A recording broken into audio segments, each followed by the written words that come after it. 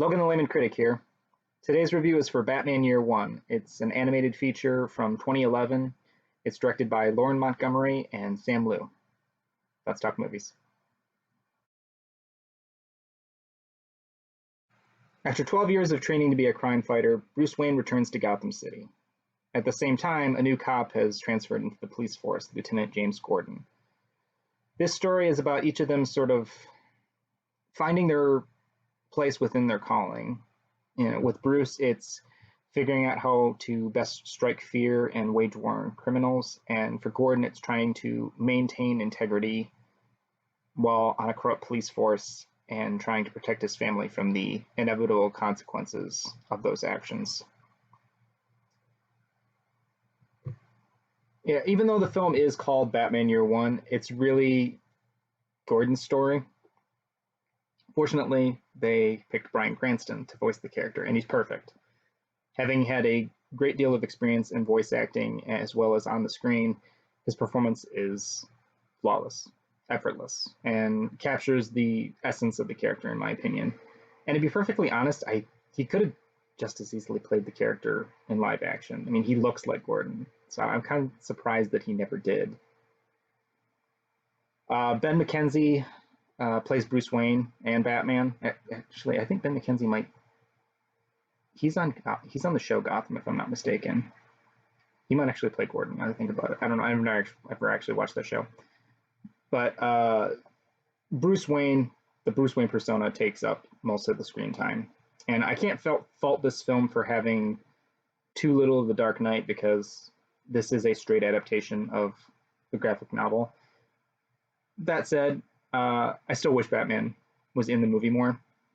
McKenzie does an adequate performance for what he has. It's not a defining one for the character in the same way that Kevin Conroy or even Peter Weller, Dietrich Bader, or Will Arnett have made with the character.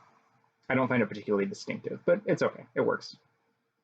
The animation has good designs that call back to the graphic novel without being slavishly loyal to it, which I'm fine with. With regards to the color, I think it makes its own stylistic choices in that regard. I feel like it's much warmer than the comic. There's a lot of yellow, whereas the comic is much grayer by comparison. If you look at certain scenes from the movie versus those scenes as they are in the original graphic novel, there's quite a bit of difference, you can tell. One character design that I didn't care for, and again, this is more of a critique of the graphic novel than it is of the film itself, is Selina Kyle, Catwoman. She's drawn far too masculine, which seems to go against the defining look of that character. I mean, Catwoman she's a femme fatale, and her look should epitomize that. And it's not as though Frank Miller wasn't aware of this, especially having reimagined her as a scrappy prostitute in this story. But I mean, it's a relatively minor quibble, since Selina is only a minor character in the film. Batman Year One translates very well into the film medium because the graphic novel itself is very cinematic in its approach to storytelling. The action is exciting. My favorite scenes with Batman are when he crashes the mob gathering and when he's trapped in a ruined building with a SWAT team. Like, the tension in that scene is great. Is he going to get caught? Or it's just a question of when is he going to get caught and how is he going to get out of it? He's surrounded by armed men. There's no way out. It's a great scene. For Gordon, it's definitely anytime he's cracking skulls on his own. I love that Year One made the character such a tough and capable character. And you don't really get that in a lot of the comics, and certainly not any of the films, Dark Knight trilogy notwithstanding.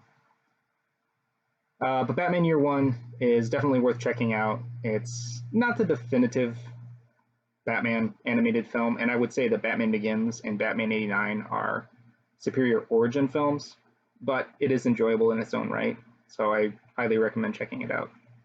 Thanks for watching.